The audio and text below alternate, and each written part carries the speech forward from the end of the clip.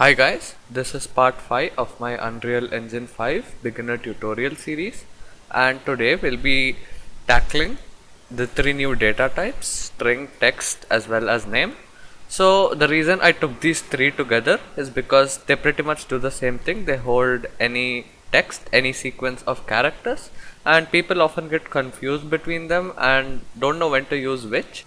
Okay guys, so talking about the technical differences, a name takes 8 bytes in memory. It takes up the least amount of memory, hence it is used for referring to tags and things like that.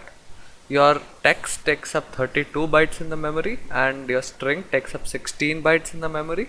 The only limitation with name is that you can hold only 1024 characters, which is again already way too overkill for anything you would ever hold. So the first difference is with the default value that they can hold. Both string as well as text can hold a default value without anything. So I do not need to actually initialize it. Whereas with name, no matter what you do, your variable will be initialized to none. So if I just go ahead and convert this to a string, so to string, and if I just print that, you would see that it prints none. So technically speaking, a name can never be empty, whereas text and string can be. The general rule of thumb regarding using these would be basically if you want to perform operations such as getting the length and appending something to the sequence of characters that you have, you would use string. And if you have to display something on UI, like on your screen in a widget or something, you would use text. And if you're referring to actors, you would use name. So hence when you're using actor tags, it shows name. Let me just actually show you the use case. So now if I head into my class defaults and head into tags, and here under actor tags, if I add one, type in event test. Now in my level blueprint, if I just print that out, so get all actors of class, we'll just add a delay here just to be safe, then event test, and if I go ahead and print out the length, I'm going to get 1 here. But if I were to go ahead, all actors with tag, and I can type in event test, again I could do the same thing here. So I'm again gonna get 1, which was the event test actor that we had dropped in the scene previously. So if you haven't done that, you can just drag that in, pretty straightforward. So the reason you would want to use this is, let's say you have teams in your game. So instead of actually having a separate variable for teams, so let's say you have attackers and defenders. So you'd have attackers as the tag for one team and defenders as the tag for the other. So that's where this comes of use. The way you would usually apply damage is you would get tags if it is equal to, actually I should get, or actually I should get an element here, get, let's say you set this as the first tag, equal to, so you could have a actor reference actually. So I don't have that now, so just assume that I'm getting a tag of another actor here. So we can check if that tag is equal to this tag, and if it is equal, you would not apply damage. Only if it's not equal, you would apply damage. So that's basically how you do damage. We will be getting into that in the multiplayer series.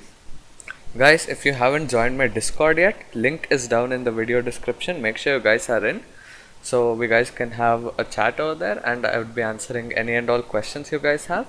So make sure you guys do join that, and let's continue with the video. So next, strings. So if you're performing lots of operations on these, like let's say you want to split them into characters, so you could type in array of characters, or actually character.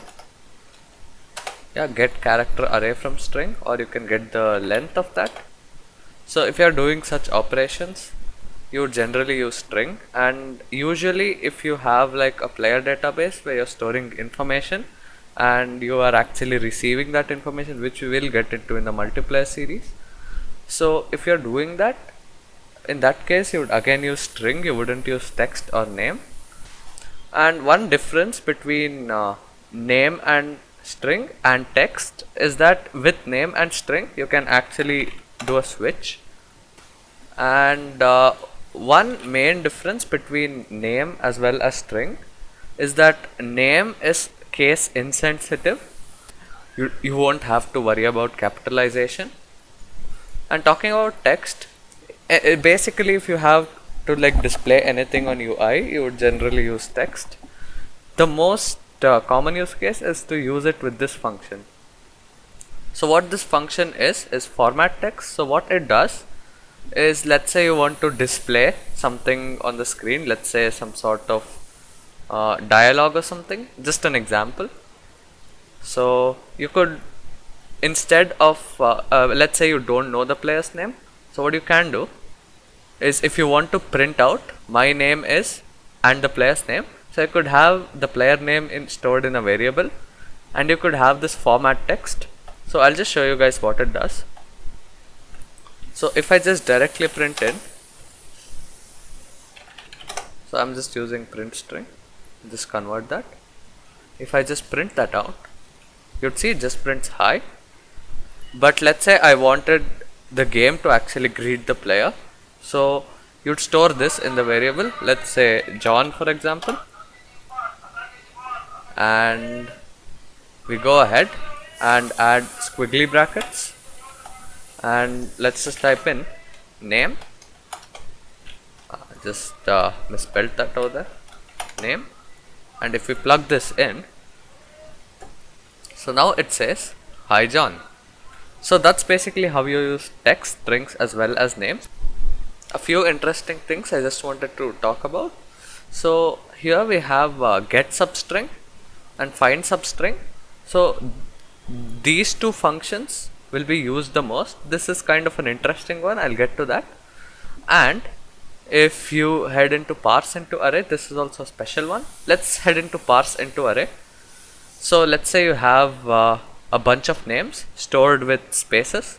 So let's say you didn't want to have a separate array and you wanted to like have it at the last minute.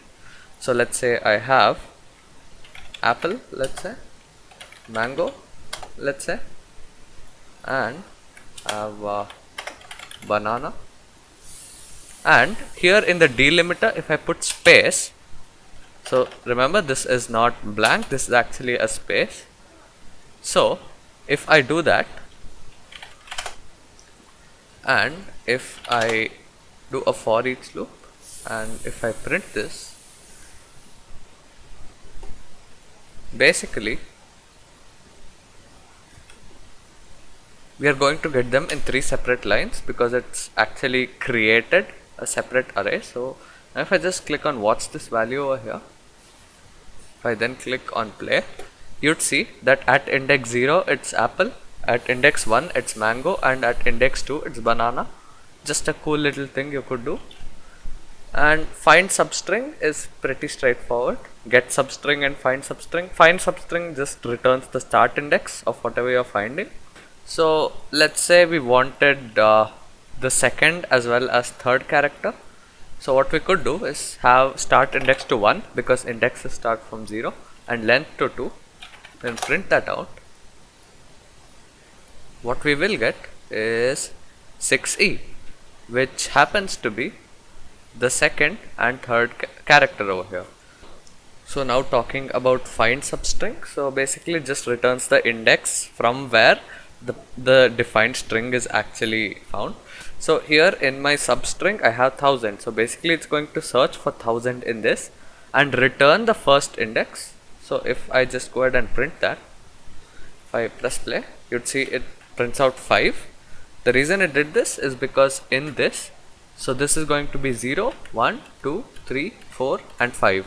So From this, you could perform some operations. Generally, in Steam games, you would actually store Steam IDs, something like this, and you could use find substring to actually find a specific player's Steam ID. If you don't want to maintain arrays, this is a pretty neat way to do it. You could do search from end and things like that, pretty self-explanatory. So that's it for this video, guys. Thanks for watching. Make sure you are subscribed to the channel for the further videos as well as the multiplayer series, and I'll see you guys next time. Goodbye.